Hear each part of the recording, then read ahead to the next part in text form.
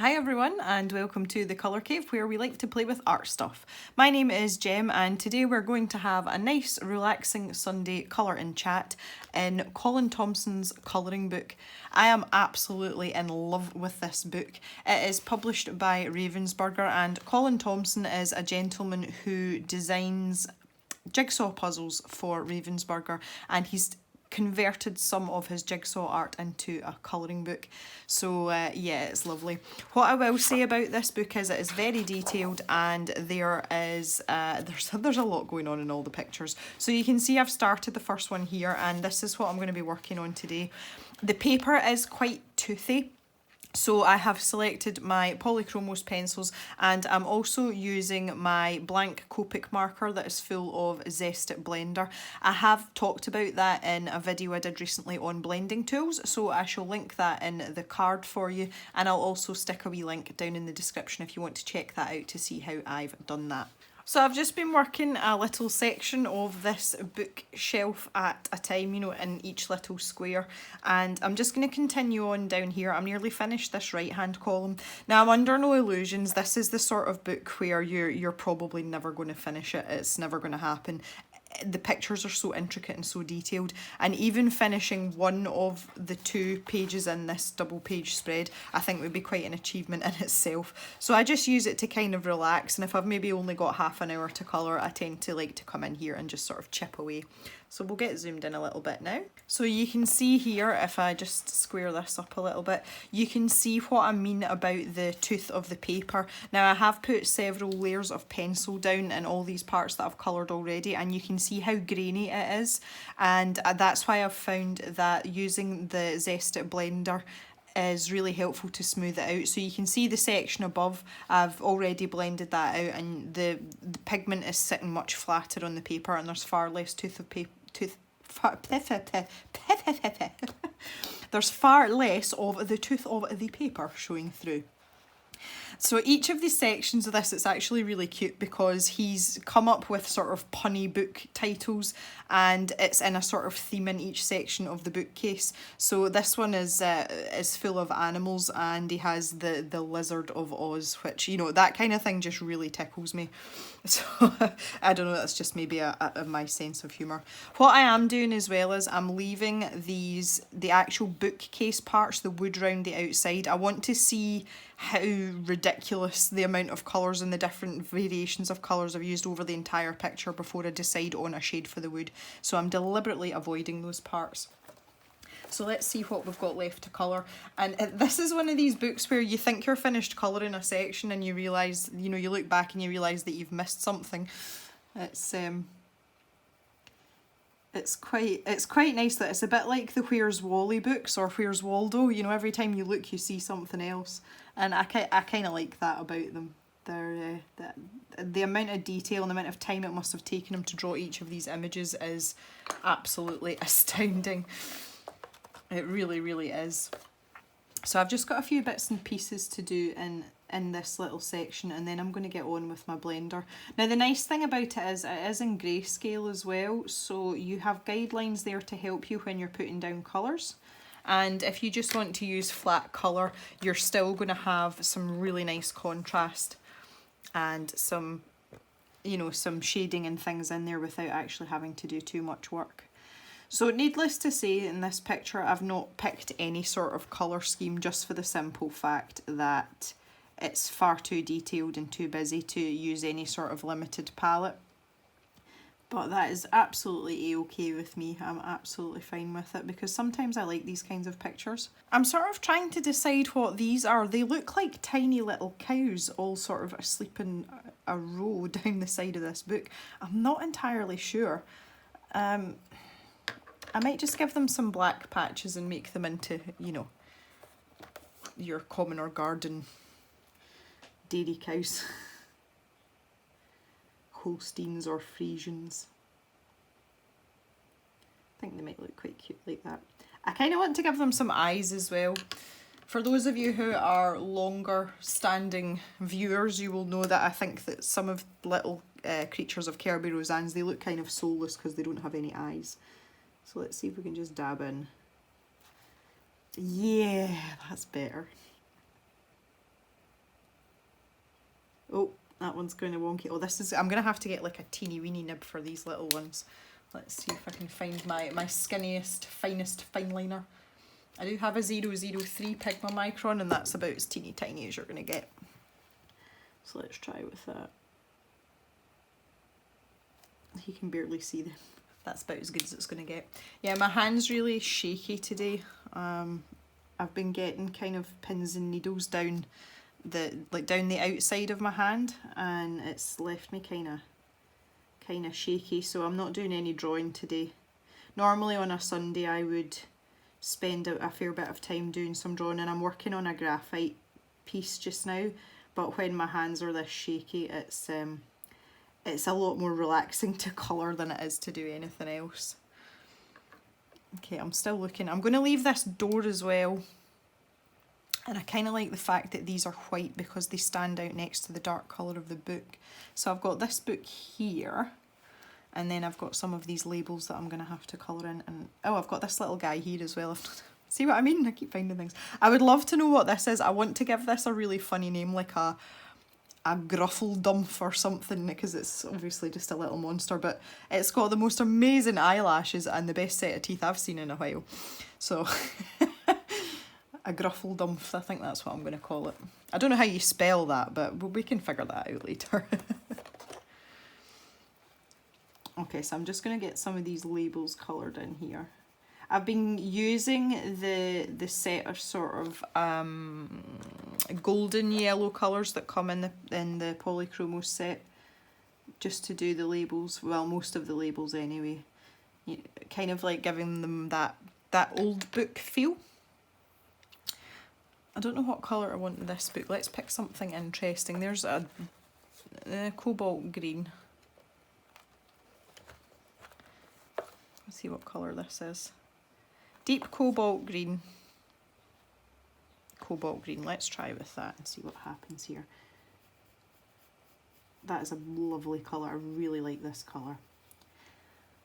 So even with, that's a really light hand and just one layer, you can see how grainy the pigment is. You know how much of the tooth of the paper is really getting involved here. And I think it's something that might put a lot of people off this book. And I can understand that. I totally get that. I've said this before as well. It's something that just doesn't bother me at all. One of the reasons that I like to work in pencil so much, both in colouring and drawing, is the fact that there's a lot of texture there, and it's just something that I find quite fascinating and quite interesting. As don't get me wrong, I still like to use markers as well. There's something really nice about some really flat colour, but generally speaking, I'm quite happy to go with the flow. Right, let's do some of these as well. So I'm going to use this brown colour here. Last Rhino in Paris.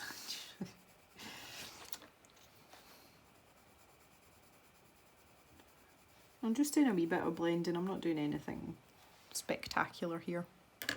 So things that have been happening, get a bit of chat going. So most recently, last weekend, we had Mama Jem for a visit. She came to stay for a few days, and she likes to come and just chill out at the farm.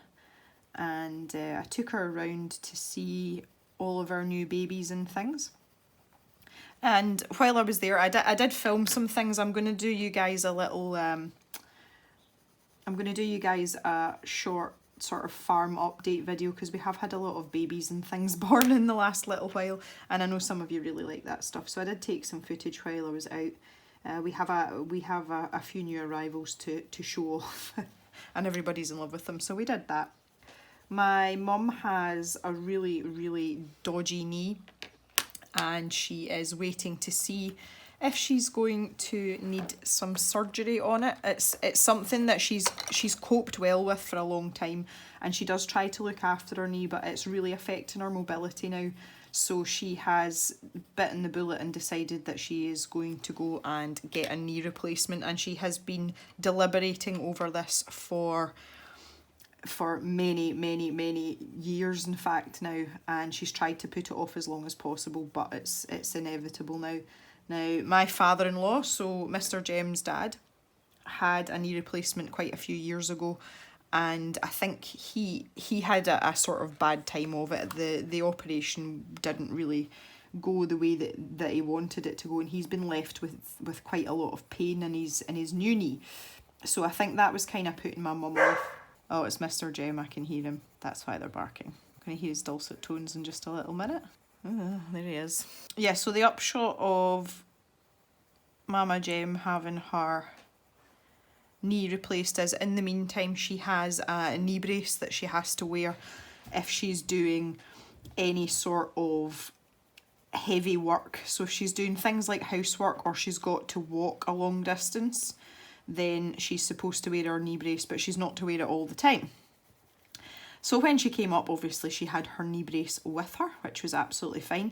And she likes to come out on short walks with me when I take the dogs out. If we're going on a long walk, she doesn't come because she knows that it's going to bother her knee. But if we're just taking them out into the field to exercise them, which we do, then she's quite happy to come along for the wander in the fresh air, which is nice.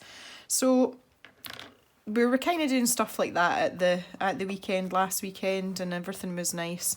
The other characteristic of my mother that is a source of much amusement but also frustration is that she cannot remember where she puts things. And it is a standing joke in this house that when she leaves after she's been for a weekend, she always leaves something behind. She never ever remembers to take everything home with her.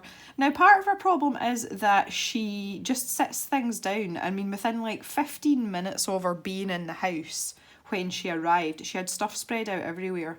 She had, her handbag was in the kitchen and her glasses were in the lounge and her diary was in the cave, and then she'd taken stuff upstairs to her bedroom as well. And I said to her, I was like, no wonder you can't find anything because you spread everything out all over the place. But anyway, so we always, even though we do a sweep of the house together when she's due to leave, she always inevitably leaves something behind. So I was super careful this time to make sure that I looked really hard and make sure that she hadn't missed anything. And she toddled off down the road and that was fine. So Mr. Jem said to me a couple of nights later, he says, my God, your mum didn't leave anything behind, did she? And I was like, no, I think she's cracked it this time. I think she's actually, remembered everything. And that's the first time in the 3 years we've lived in this house that she's not left something behind. So that was fine. And then the next day I started cleaning out our porch, which is where we keep all our wellies and all that kind of thing. And what did I come across? Her knee brace. She'd obviously taken it off after being out with the dogs, and she'd put it beside her boots and on the shoe rack, and other things had been piled on top of it, and she's left it behind. Now, that's an easy mistake to make because it was out of sight, but what worries me is that 3 days later she wasn't aware that she'd left it behind, and she wasn't even aware that it was missing. So that tells me that Mama Jem's not wearing her knee brace when she's supposed to be. But not only that, she had no recollection of forgetting it or, putting it in the car or anything. So I just sent her a picture message and it just said, you utter dumpling, and a picture of her knee brace. So this morning's job was to get that all sorted out for her, and we're going to have to post it back down to her because she needs it. Oh, good grief. I thought, wait a minute, I'm supposed to be the child here. That's supposed to be my mum. She's supposed to be the responsible one. But I couldn't help but laugh, actually. It was quite funny. So no, my mother has not cracked the curse of leaving things behind when she comes for a visit. And we've had everything from glasses to phone chargers to tins of hairspray. You name it, my mum has left it behind. And it's just something like she's... Sorry, Mum, if you're listening to this, but it seems to be getting worse as she gets older. It's quite funny though, because even my grandmother, who's 96, will say to me, your mum's getting awfully forgetful. And I think that's hilarious coming from my gran. It makes it even funnier. But she's Yeah, she's very absent-minded as my mum. And it's funny because I'm the total opposite. And do you know that way? I do it with Mr. Jem as well. I see people wandering about in the house and it's very obvious that they're looking for something. And I can't stand the agony of watching them wandering about aimlessly. And I always end up saying, what are you looking for? Because I know where it is, because I pay very close attention to the house being orderly and things being in their places. So if there's something lying about that is out of place, I'm very aware that it's there. And I must have done that about 14 times when mum was here. I'm going to make this clasp a kind of golden colour. I think it's looks like a diary with, you know, one of these kind of big brass clasps on it, or maybe a Bible or something. I'll make this a kind of gold colour. That'd be quite nice. So yeah, that was the saga of the knee brace, which is now going to be returned to its rightful owner. But yeah, just I do it all the time. Say with Mr. Jem as well. I can't bear to watch people wandering about like that, and especially when I know where something is, and I'm just like, what are you looking for? Tell me, and I'll tell you where it is. I do not move things around though if they don't belong to me. Like Mr. Jem, he's really untidy, like he's super untidy, and he always leaves stuff lying about. But I don't touch his things unless they are in my way. And if they are in my way, then I make a mental note of where I've moved it to, so that when he does ask, you know, I can tell him where I've put it. But as a general rule, I respect his personal belongings. And I try not to move his things because I don't like it when people move my things. Or if he has stuff kind of like strewn about. Our kitchen table is a prime example. Most farming families spend most of their life around the kitchen table, and it tends to be the centre point in the household for various reasons. And ours is no different, even though there's only the two of us. But Mr. Jem quite often sits and does a lot of paperwork at the kitchen table, you know, like farm paperwork. And if it's all kind of like spread about, I just kind of like stack it neatly in a pile. So that pleases me, but I'm not actually moving things. I'm not relocating them.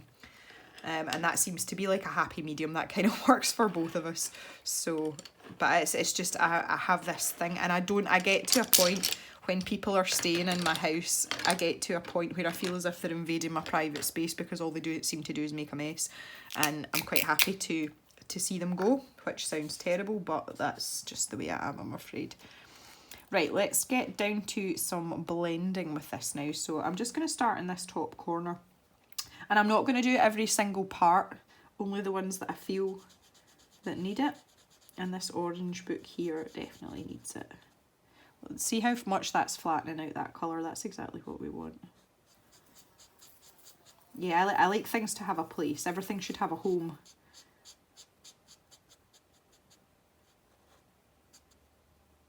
Just pop that in there as well. I am just remembering to clean off the tip of this in between uses, because it will hold some of it, like it'll pick up some of the pigment that is blending out, and I don't want to muddy anything else up. I think we'll do our little friendly cow here. This is quite a tight space, so we'll just see how we get on.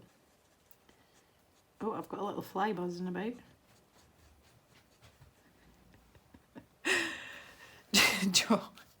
Jock doesn't like buzzing things. They send him like absolutely spare. If he hears something, if it's like a blue bottle or a fly, he hears it, he gets up from where he is and he starts padding about. And if he gets a hold of it near the window, he will try and eat it. So all you hear is him with his feet up on a windowsill somewhere and his teeth clacking as he's trying to catch it. And he will eat them if he gets them, but he really doesn't like buzzy things round him. It's quite amusing. I think Pip's picking up on it as well, because I have noticed she likes to, well, she'll chase anything that moves just for, you know, for funsies. And that, I think that's just the puppy stage in her rather than her actual personality. But I do think she's picking that habit up off of Jock now, and it's something that might stick, which isn't ideal, because she was going to have a do with a wasp the other day, and I had to persuade her that wasn't the best idea to try and eat a wasp. So she's getting quite good now at recall though, you know, if you tell her not to do something, 9 times out of 10 she stops what she's doing, and you can call her over and she'll come and sit with you until you say otherwise. So that's coming along nicely, which is really good, because I'm starting to get to the end of my tether with her. I really don't have a lot of patience for the puppy stage. I really don't. And people find it quite odd because everyone's like, oh, like puppies are so cute and blah, blah, blah. I actually prefer them as adult dogs because they're much better behaved. And, you know, they're just that little bit older and they've learned. The puppy stage with Pip has driven me absolutely bananas. And I actually like her a lot more now that she's bigger. I mean, she's still a puppy. She's only 8 months. But our relationship is we're bonding better now, because to begin with I didn't reject her, but I had a really hard time bonding with her, and I think it's just because it was too soon for me after Mist passing away, because Mist was, you know, Mist and I were very, very close. And when we first got the puppy, the very first night that we had Pip, she fell asleep on my lap on the sofa, and it was quite late on at night, and I just burst into tears, and I just said to Mr. Jem, I was like, you need to take this dog away, I don't want her. I had like such a detachment from her, and I thought I'm never going to be able to love this dog, and it was a horrible feeling. But as time's gone on, I wouldn't say that I love her. I'm not like super attached to her, but our relationship's definitely developing, and I like her a lot more than I used to, and I think that will continue as she gets a bit older, you know, when she gets out the puppy stage, and I think that maybe a bond might develop there. But she is she is very attached to me. And if something happens, she's like a little toddler. She'll come and run behind me, you know, and hide behind me when she's scared. It's quite funny. So we are getting there, and it's just it just takes time, which is, it's okay, you know. I would never want any harm to come to her or anything like that, obviously, but I've just found it really difficult to bond with her. But we'll get there. We will get there. So she's turning into quite a nice little dog. She's a very affectionate dog, but the problem with collies is they are like a little bit over enthusiastic anyway. So when you team that with a really waggly tailed, over zealous puppy, you end up with injuries, and all she's trying to do is cuddle you. So it can get a bit frustrating at times, but she's calming down now. I say she's getting there, but we'll persevere. It'll be okay. Oh, Jock's just run away from this fly. I don't know if you guys can hear that on the camera, but yeah, that's funny. Anyway, that's little Pippy. Our little Jack Russell's not doing too well just now either. Well, that's not fair. She's fine. She's okay, but her arthritis is starting to get the better of her. She is 14. She's old. But she's been very active up until about 2 or 3 months ago, and we've come to the decision now that we're going to start giving her supplements to ease her joints a little bit. I mean, she's still active and she's still mobile, but you can see that it's starting to bother her and it's starting to hinder her. So we just want to keep her joints lubricated for as long as possible, so that she can continue to enjoy her walking and running after the tennis ball and all the cool things that Jack Russells like to do. So we're just keeping an eye on her as well. But she's old. She's old. So you have to take that into consideration. We're kind of at the stage with her now where it's just keep her quality of life as good as possible for as long as possible. And she's still very enthusiastic. She still has lots of energy, and there is absolutely nothing wrong with her appetite. So she does spend a lot more time sleeping. She spends most of her day sleeping now, but that's to be expected as well. So as long as she is happy and hungry, then that's all that you can really ask for a 14-year-old dog. And she still gets excited if you say the W word. I actually can't say it because all my dogs can spell, but it begins with W and it ends in K, and there's an A and an L somewhere in the middle. And the little Jack Russell, she's still really excited about that too. So that's, as long as she still wants to go out, we want to keep her as mobile as possible. And Jock's just Jock. He's just the boy. He's doing good, apart from chasing blue bottles. He's just his usual self. I think he's quite relieved that lambing is starting to slow down now. He has been doing a fair amount of work and I think he's starting to flag a little bit. But see, we have a shepherd who has 2 dogs of his own, and he has been doing a lot of the work, which has been really helpful, because again, Jock's not a young dog, he's middle-aged now, he's 7, so he can't go out all day every day like he used to without, you know, feeling it a little bit. So our young shepherd has taken his dogs, and he has lovely dogs as well. He has a little female dog called Fly, and I think Fly's about 4 years old, and she would like knock you over for a cuddle. She's such an affectionate little dog, and when she sees you coming, her tail doesn't wag, her whole back end wags because she's that excited, and she's just adorable, and she's quite a good little sheepdog as well.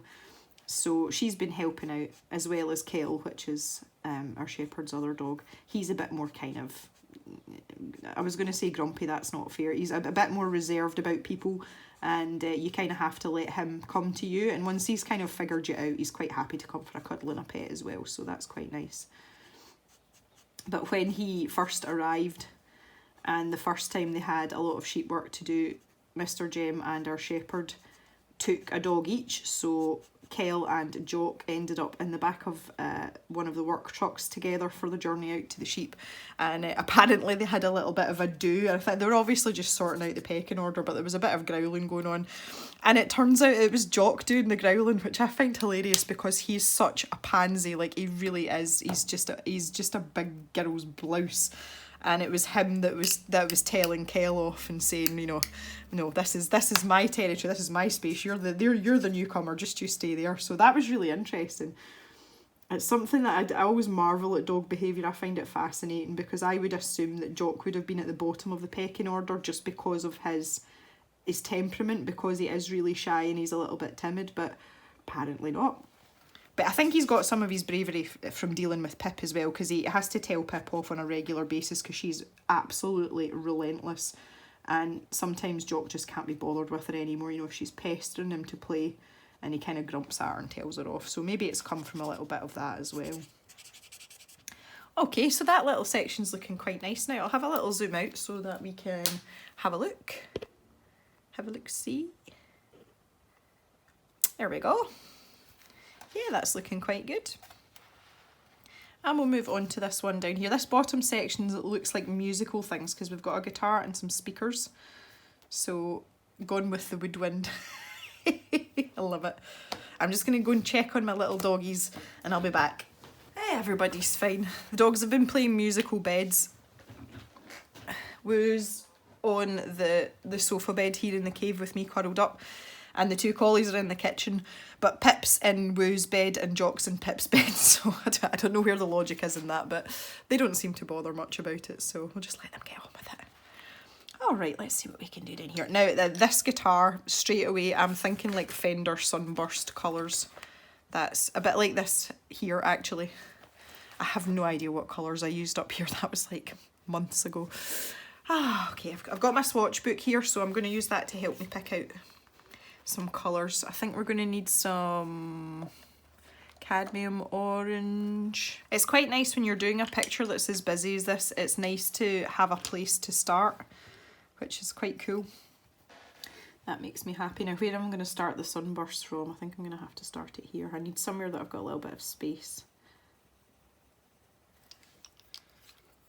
Just do this like a gradient, I think. You'll get the general idea of the effect. Yeah, because the scratch plate's there as well, so.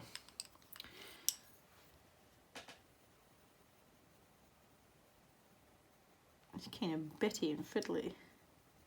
I was having the conversation the other day. I don't know why that's popped into my head now. I think it might be because of guitars, actually. I was having the conversation the other day about talents and people that seem to be naturally talented, and the conversation kind of like skirted round it, and then eventually I was talking about my uncle, which is my mum's youngest brother.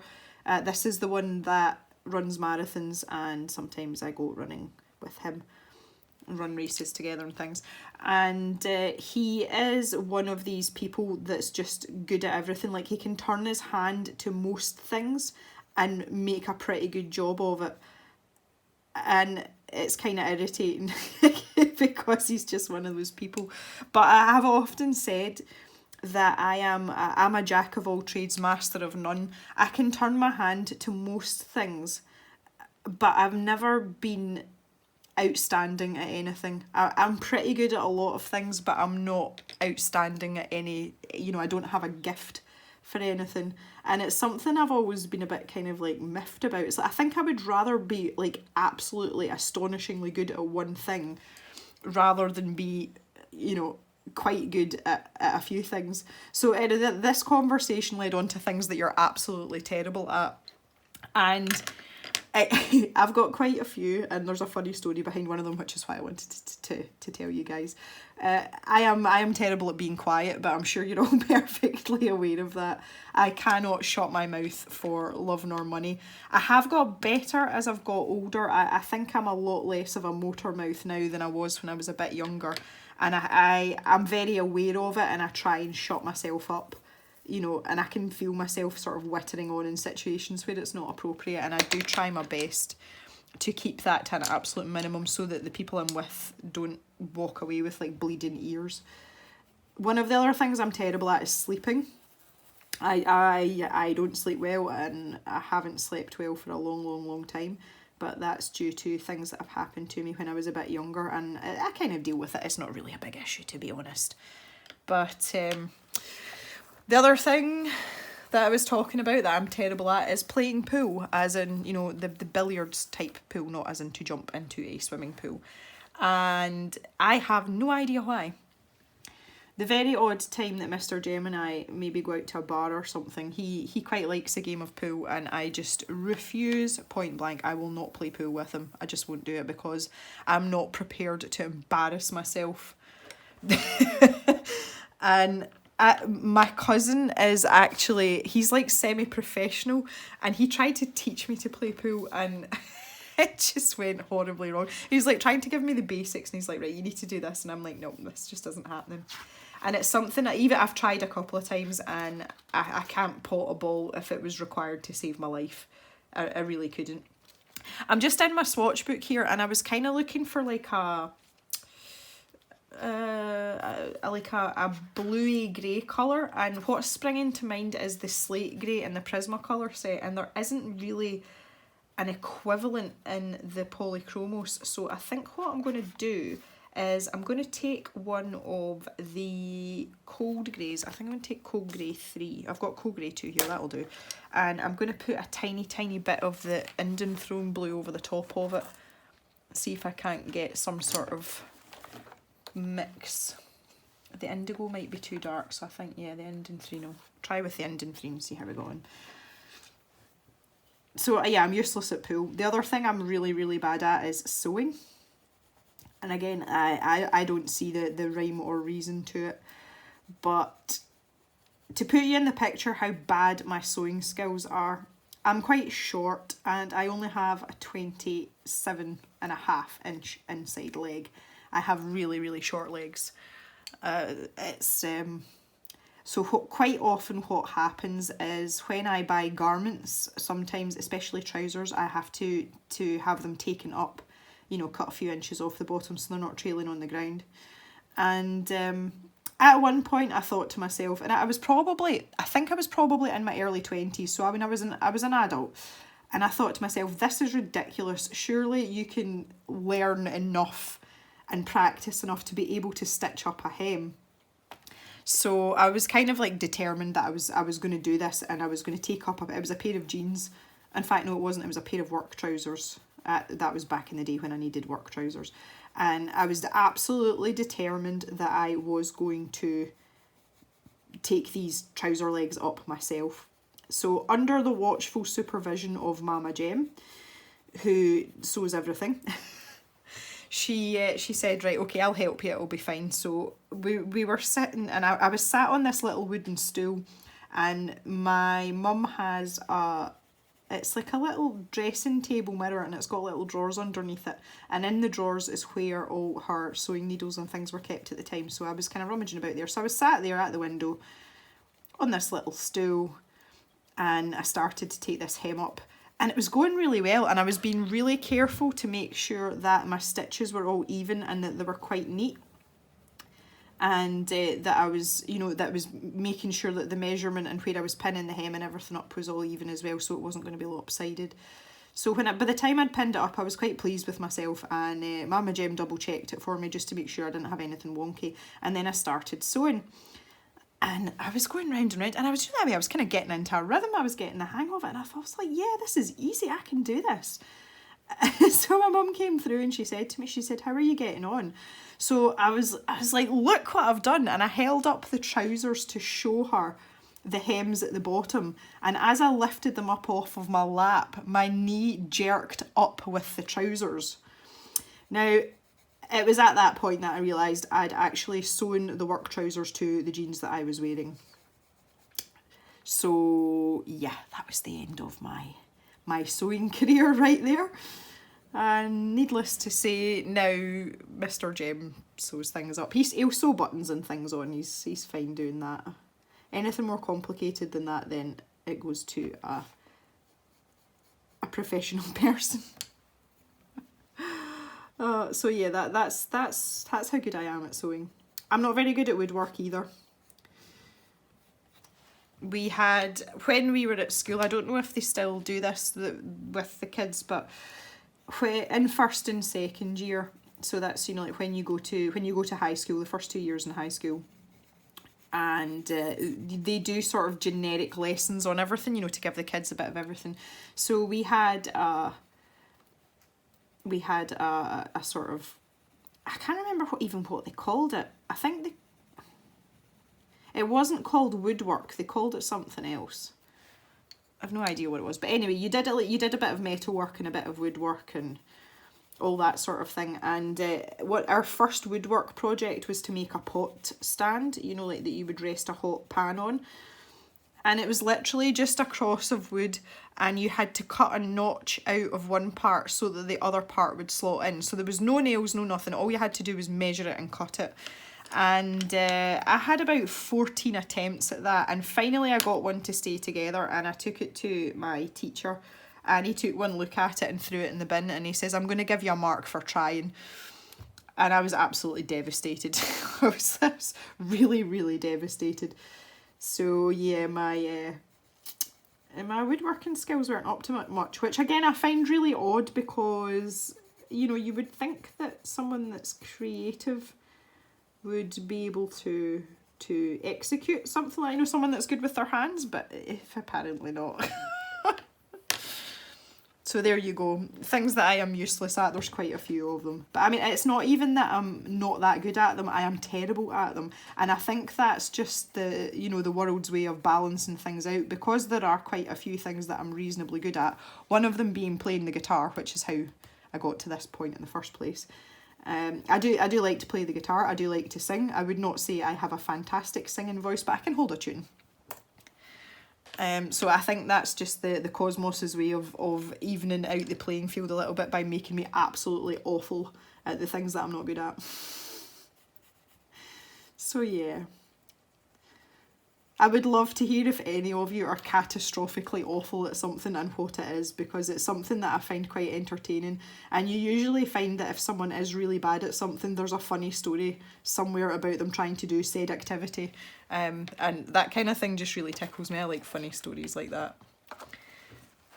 So yeah, feel free, if you're brave enough, feel free to tell me in the comments about anything that you're particularly bad at. I had a friend once. We don't keep in touch anymore, which is a bit of a shame, but bless him. He's like the loveliest guy. He's really gentle-natured, but oh my goodness, he was a terrible, terrible driver. I don't even know how many times it took him to pass his driving test. I can't remember, but it was a lot anyway. And I struggled to sit in a car with him. My nerves just wouldn't take it.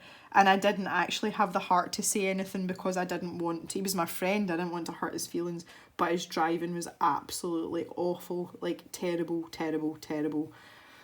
He should never have passed his test.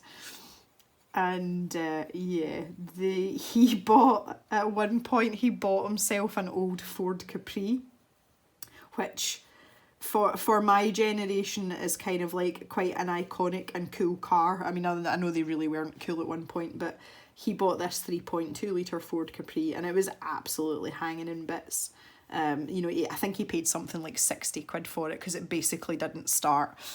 And he was going to do this car up and, you know, restore it to its former glory, because at one point it had like Recaro like racing seats, you know, like the bucket seats all done in leather, and it just needed a bit of TLC, and it was a great project to have to work on, and it, you know, it would have been quite rewarding to restore it to its former glory, which is something that men seem to enjoy doing.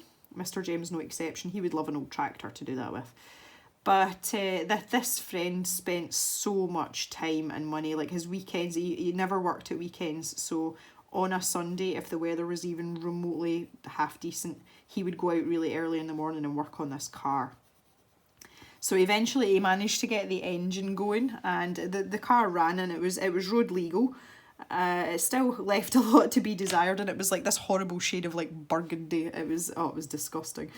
Anyway, he decided, he got really excited and he phoned me and he's like, I'd really like to take the car out for a run. Do you want to come? And I was like, oh God, do I have to? I was like, yeah, okay, yeah, you know what? Come on, he's excited about this. You know, be there as a friend to share the moment with him. So we got into the car and he reversed out of his driveway and the engine just fell out of the car. And I just could not cope with it. I actually could not cope with it. And I didn't want to laugh because he was obviously devastated. But it was one of those ones where I think that, see if he had actually got it, you know, even out of the street, I don't think it would have been long before something happened, and it may be to do with his terrible driving. It may not. I mean, just been the car was just not worthy at all. But that was, I had to try so hard to like hold my laughter in. But during that way, I thought this is a blessing in disguise for me because I don't have to put up with his terrible driving. Oh my goodness. I had another friend as well. This was a guy I went to school with, and his mum was a teacher at our school. So his mum was nice. Like she wasn't like one of these sort of battle axey type teachers. She was actually pretty cool. But I think that his parents were quite strict with him. And anyway, he passed his driving test, and his mum had said to him that she wouldn't let him drive her car until he had passed his driving test. I don't even know what he learned to drive in, because in the UK you have to have your own insurance for a vehicle. That's the way that it works. So if your name doesn't appear on an insurance certificate for the vehicle that you're driving, then, well, it's a bit more complicated than that, but for the purposes of having your own vehicle, that's the way it works. It's not the vehicle that has the insurance, it's the person. So this person's mum had said that he wasn't getting to drive her car until he'd passed his test. So the day that he passed his test, there was a group of us at his house. He was so nervous. It was during the summer holidays, I think, maybe. But he'd been practicing loads, and I knew he was going to be okay if he got over his nerves. So we waited and eventually he came back and he was like, I've passed. So that was awesome, and this was like 10 o'clock in the morning. So straight away he said to his mum, he said, Mum, can I take everyone to McDonald's at lunchtime? And she's like, yeah, you're not driving the car now because you're still like really excited about passing. She says, but once you've calmed down, you know, a bit later on, you can take the car and you can take your friends. But she's like, no carrying on, you need to be sensible, you've just passed your test. And he was like, yeah, okay. So like an hour and a half later, we went to go to, I can't remember where it was either Burger King or McDonald's or something. Anyway, we were all stood outside the driveway because they had quite a narrow driveway, and we were just going to get in the car once he was through the pillars at the end of the driveway. And his mum said to me, just make sure that there's no horseplay in the car, you know, that he's not carrying on and that he's concentrating. And I was like, I will, don't worry. He reversed out the driveway and reversed into a lamppost on the other side of the street. And this was one of these old-fashioned concrete lampposts.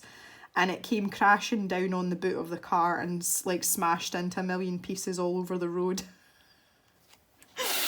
And I have never witnessed anything so funny in my entire life. I was horrified at first because his mum came running out of the house, knowing fine well that something had happened.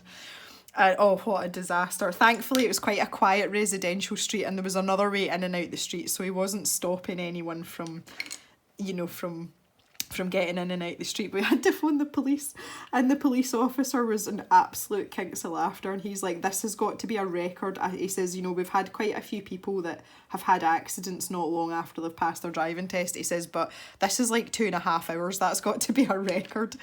And he was absolutely mortified, bless him. But it was really, really funny. It was not funny at the time. Like, no one found it funny at the time. But afterwards it was hilarious, and I think he pretty much gets that cast up to him at every available opportunity now. Again, not someone I'm in touch with, so I wouldn't know, but oh wow. But we actually thought his mum was going to go mad, but she didn't, but she gave him the I'm not upset, I'm just disappointed chat. I was like, oh no, that's worse. That's so much worse. But she realised it was an accident, and he was concentrating so much on trying to manoeuvre the nose of the car out past the pillars at the end of their driveway that he wasn't paying attention at the back and didn't realise he'd reversed into the lamppost.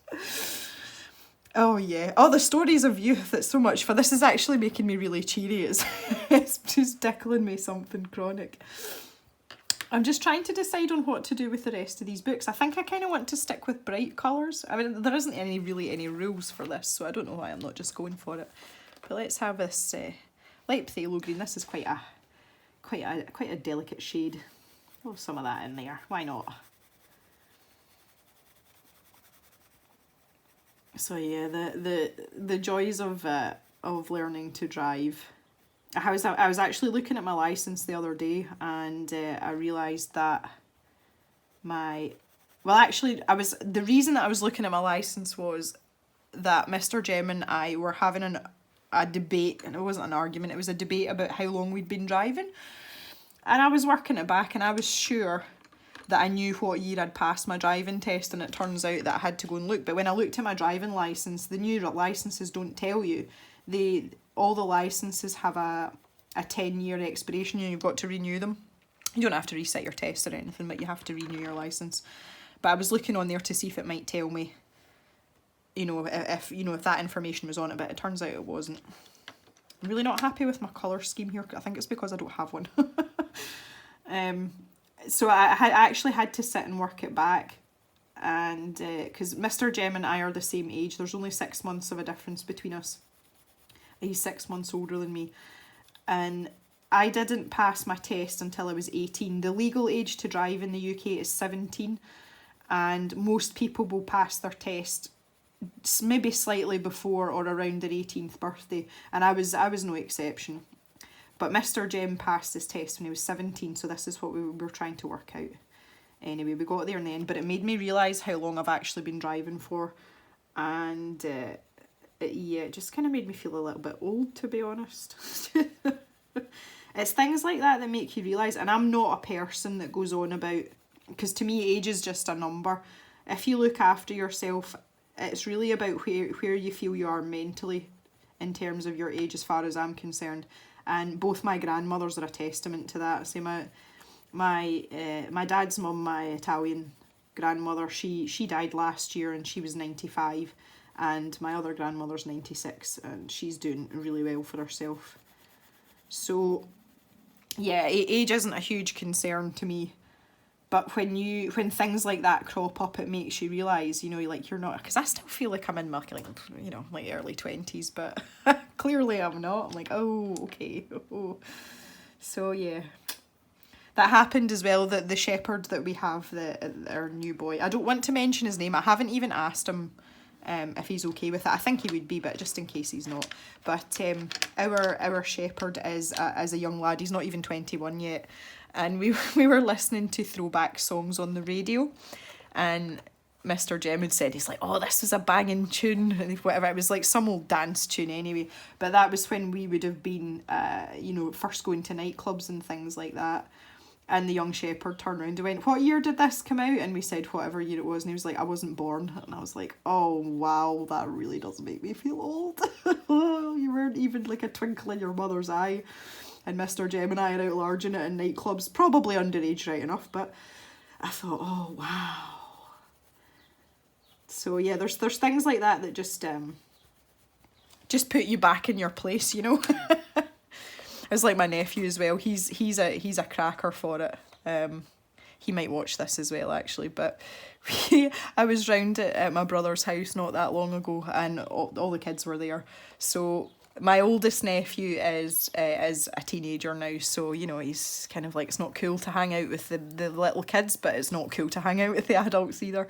So I was kind of like, I was going round all the kids because my brother has 3 children, and I was trying to spend, you know, like a little bit of time with each of them. So when I caught up with my oldest nephew, he was playing Xbox in his room, which is great because I like to play Xbox too. So I sat down with him for a little while and just, you know, to see what he was playing and one thing and another. And the game that he was playing I hadn't played before. I hadn't had a shot of it. So I said to him, I says, "Do you mind if I have a go?" And he said, yeah, that's cool. He says, you're on my gaming profile. So he was playing online. He says, "But it's okay." He says, "We'll just turn the microphone off and nobody needs to know that it's not me," kind of thing. And I was like, "Oh well, I'll need to not embarrass you then. Like, I don't want to like ruin your profile and all your gaming stats and stuff."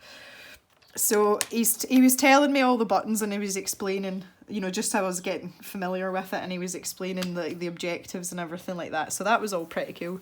So I started playing, and he turned around and he says to me, he says, "We have this word for people, and it's called a noob." Now, for anybody that doesn't know what a noob is someone who's inexperienced or new to a game that maybe doesn't quite know what's going on. And I absolutely burst out laughing. I was like, here is my nephew trying to explain to me a word that my generation invented when it comes to gaming. And do you know, that way it just tickled me so much. And I said to him, I says, "You think I'm ancient, don't you?" And he's like, "No." I said, "We were using the word noob when you were like in nappies, so just sit down and let me get on with this game." And it was the expression on his face, it was hilarious. So yeah, it's things like that. I don't see myself as that old, but to a 13-year-old boy, clearly I'm ancient. It's kind of nice though, because I've got things in common with all my nieces and nephews. I'll say my oldest, he likes to game, and he also likes to sing as well. I don't do a lot of singing, but I like to sing. But he likes to do like stage performance and stuff, which I think is really, really cool. He's right into that, so I can talk to him about that kind of stuff as well. My niece likes to draw, which is awesome, and sometimes she watches some of my videos. Hello, if you're watching, little one, you know who you are. And my youngest nephew, he's still a little, what I would call a little squacker. He's still a toddler, and he loves anything to do with tractors. He's obsessed with tractors and diggers, and he likes to take things to pieces, which I think he gets from my dad, because my dad was always like that as well. He is obsessed with like farm vehicles and stuff, so we have good chats about tractors. So it's really nice that I've got things in common with all of them. And the last time I was there, I had such good fun with them. I really did. Had a good time. Got a lot of blue going on here. I'm kind of liking it though. I think I should maybe put some more pinky colours. Breakfast at Timpani's. Oh, that's a good one. Oh, I get another sort of pinky colour. I quite like this light magenta. This is quite nice. I'll maybe get a darker colour in. Where it's darker up here, I'm just going to pop that in there. I've just thought of another thing that I'm terrible at as well. Gardening. I would like to think I'm pretty good at keeping animals alive, seeing as it's, you know, it's kind of part of what I do. But do not ask me to look after plants, because I'm just not very good at it. I have a plant pot that sits on the windowsill of the cave, and in that it's kind of like a giant daisy. I'm sure it's got a proper name. Again, useless with stuff like that, don't know. But that is like my sole pride and joy, because I have managed to keep that plant alive for 3 years, and it is only because it sits right in front of me like 18 hours a day every day. And that is about the extent of my botany skills. And at one point, Mama Jem went through a phase of bringing me plants to put in the garden and stuff, and I had to say to her, will you please stop doing this? It's like, I can't keep the things that I've got alive, let alone you trying to give me more stuff to look after. I've tried growing things in the garden, and I've like going on all the advice, not just going into, you know, ignorantly, but actually actively trying to do stuff, and it just no, not a good gardener at all. So yeah, that's something that I am terrible at. I had a little collection of succulents in my lounge, and there was 5 of them, and I have 1 left. So, and they actually need no care at all. You hardly even need to water them, and I still manage to kill them. So plants and I don't have a particularly harmonious relationship, and I just seem to be like the kiss of death for plants, basically. I'm just not very good at looking after them. So yeah, something else I'm not very good at, I'm afraid. But someone said to me, like, there's gardening, how can you not be good at gardening? Gardening is a skill. You just have to learn. And I'm like, well, even when I do learn, I don't have the, like, my mum can look at a plant and she's like, oh, that plant's not going to do very well, meaning, you know, it's probably not going to have lots of like big juicy blossoms on it or whatever. And she's able to tell just by looking at it. Now, for me, that's someone that's got a natural aptitude for plants. I have no such thing. I can look at a calf or a lamb and tell you that, but I can't do it with plants. And remembering all the names of things, or knowing that, you know, even what kind of family a particular plant might belong to if you don't know the name of it. See all that? Okay, I showed Mama Jem a picture in a colouring book that I'd coloured in, and it was a while ago, and she went, oh, that's a such and such flower. And I'm like, how do you even know that? And she's like, I just do. I'm like, oh man, that's annoying. But to be fair, I don't really have much of an interest in gardening. I appreciate nature, and we have round the farm, and you know, I walk the dogs around the farm quite a lot, but we have a lot of wildflowers, and there's lots of flora and fauna outside, and I spend a lot of time stopping on my walks and just appreciate, oh, I said the W word. I have 3 sets of ears now pricked up and 3 sets of eyes looking at me because I said the W word. Okay, we're good. Whew. Thought I'd dug myself a hole there. Yes, I stop quite often and just admire, especially during the summer. Every time I nearly said it again. Every time I go out, there's something else has sprung up or bloomed, and it's really nice. And I like taking photographs of them as well, because I might draw them later. I couldn't tell you what half of them are, but I really appreciate that. I do like that, but just don't. When nature does such a good job of growing these things itself, I don't need to do it as well, especially when I'm not very good at it. That's my theory, and I am sticking to it. I know this video is going to go on a little bit, but I'm quite close to finishing this little section, so I'm just going to let this roll on another 10 minutes or so, and I can get this little section finished off, and that would be quite a nice place to end the video. I really like having opportunities like this to colour, you know, just where I'm not really, you know, I'm not going for a particular colour scheme or a particular aesthetic. And this is the most relaxing type of colouring for me, it really is, because there's no thought involved in it. It's just that ability to put pencil to paper and just make things look pretty. And it's really nice. I really like it. I think it's good to do that every once in a while as well. I finally went back to Enchanted Forest by Johanna Basford. Some of you will know that that is my front to back project, and I have set myself the goal of finishing it for the end of the year, and I've kind of been avoiding it for probably a month or so, and I think it's because the next picture in the book I'm not that keen on, and it's quite intricate. But I did make a start on that this week, and it's going okay. So I've been focusing on that, and I am sticking with a very, very rigid colour scheme in that. So it's nice today, especially on a Sunday when things should be relaxed anyway. It's nice to just have this chill out, you know, really sort of relaxed type of colouring, and there's no hassle. Just got a couple of the book labels to do now. I've got this kind of curtain thing to colour in as well. Gone with the woodwind here. I think that's probably my favourite one. You could sit for ages and just look through this book. If anybody would like a flip through of this, you can let me know in the comments, because I'd be happy to do that. There is lots to look at in this book. But I am absolutely in love with this book. I like things that are a little bit different. Much as I like my Johanna Basfords and my Hannah Carlsons and all the rest of it, I gravitate towards slightly stranger, or more, not strange, unique books, and that's why I like Bennett Klein and Karolina Kubikowska and Colin Thompson here. I just like things that are a wee bit off the beaten track, a bit out of the ordinary. Right.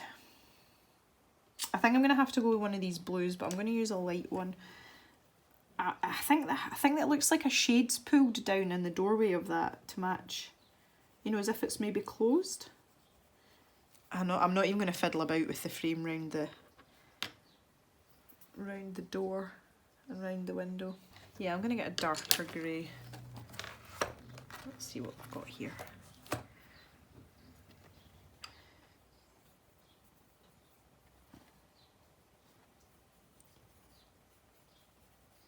There we go.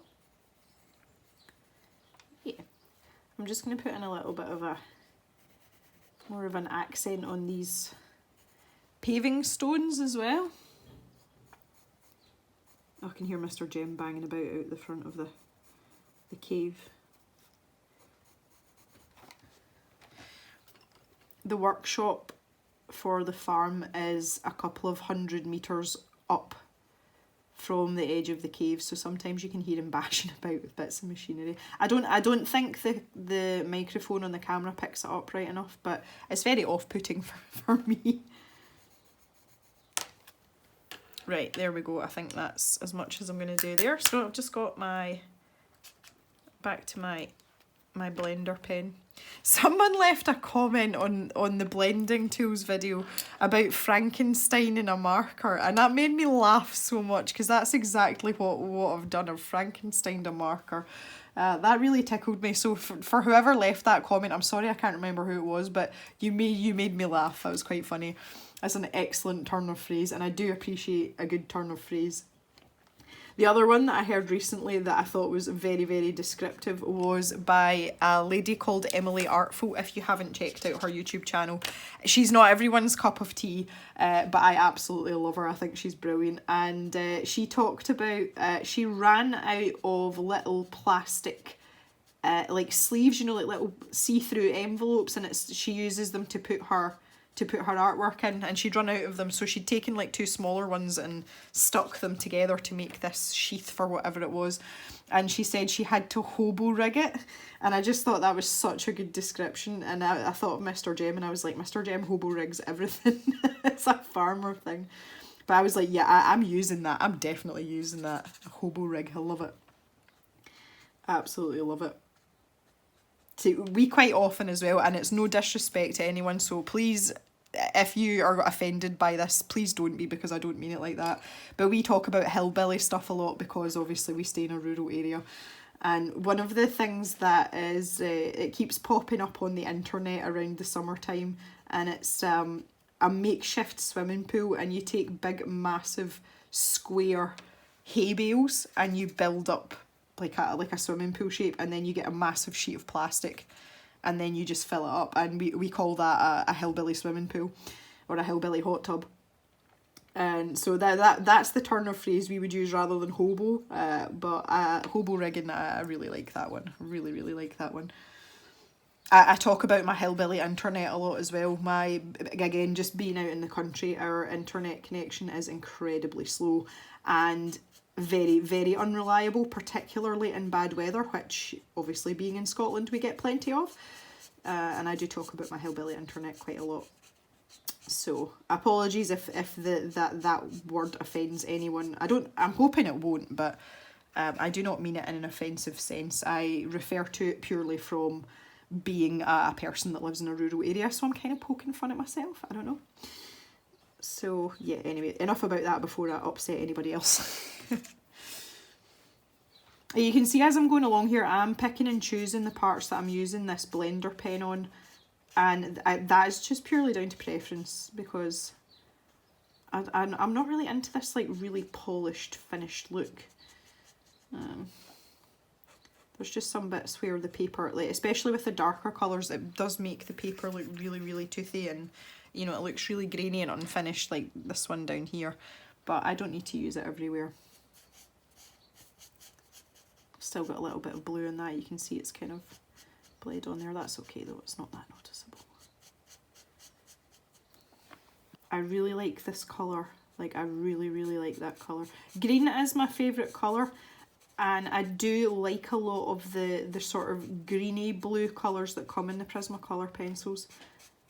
Because they're really rich, I really like them. This would have been my second choice for the colour of, you know, my theme for my wedding. I just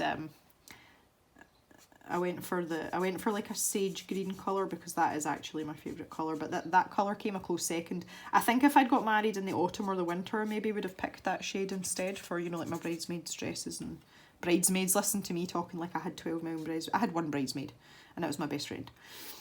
But I really like that colour. I do have a wedding to go to, just speaking of weddings. I have a wedding to go to in the middle of June, and it's a long way away from here. It's going to be like a 10-hour drive. Now, before all you Australians and Americans and Canadians start going, oh, that's nothing, you've got to remember that you can drive the length of the entirety of Scotland and England. You can drive top to bottom in like 12 hours. So a 10-hour drive is a freaking long way. Anyway, so it's in a very nice part of the world. It is in Devon in Cornwall, and I am going to try and take you guys with me and maybe do a bit of sort of vlog type stuff, but I am going to try and sneak some art in. It depends, we are away for the whole weekend, but the wedding is only one day, so I'm going to try and sneak some colour cavey type stuff in, but we'll see how that goes near the time. Right, okay, I think I am... Oh, I've missed this one down here. I thought I was done. I'm not done at all. This video is going to be like 1 hour and 20 minutes long. Okay, I think I'm finished now. I've deliberately left these steps because that's going to be part of the bookcase, so we'll just leave that just now. Yeah, right, I think I'm done. I'm going to move all these pencils out the way, and we can have a zoom out now and look at the... I was going to say the first column. I suppose it's the last column in the bookcase, isn't it?